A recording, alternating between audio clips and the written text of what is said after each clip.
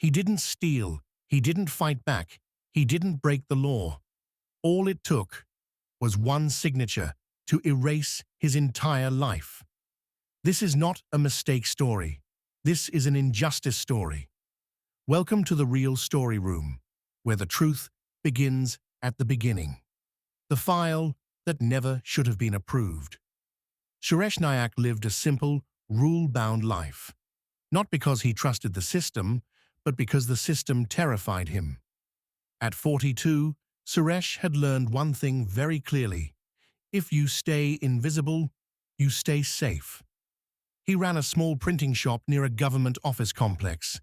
No debts, no disputes, no shortcuts. His name never appeared anywhere, and that's exactly how he wanted it. One Monday morning, a notice appeared on his shutter. Property marked for acquisition. No warning, no meeting, no explanation. Just a stamp. Suresh thought it had to be a mistake. His shop had existed there for 18 years. Registered, tax paid, documented. He walked into the municipal office with a folder thick enough to prove his entire life.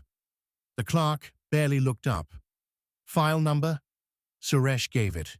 The clerk scanned the screen and said, "Acquisition approved." "Approved by whom?" Suresh asked. The clerk pointed upward.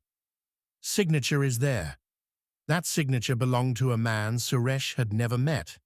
A senior official who had signed off on dozens of projects that week. One of them was Suresh's livelihood. Appeals were filed, applications submitted, meetings requested.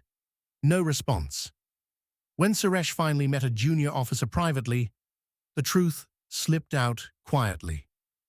"That land was never meant to be taken," the officer said, "but once it's signed, no one touches it." "Why?" Suresh asked. The officer hesitated. "Because the signature came from above. Demolition came without delay. No police protection, no compensation in hand, just bulldozers." Suresh stood across the road and watched 18 years collapse into dust. No one stopped.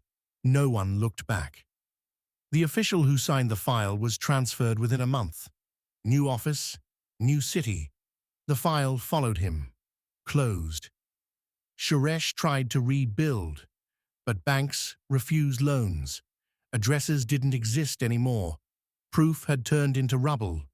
People stopped asking him what happened.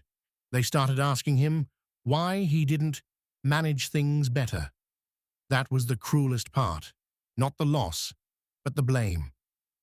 Years later, an audit report quietly admitted procedural oversight.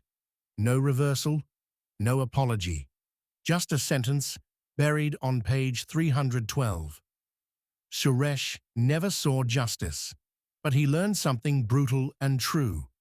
Injustice doesn't always come with violence.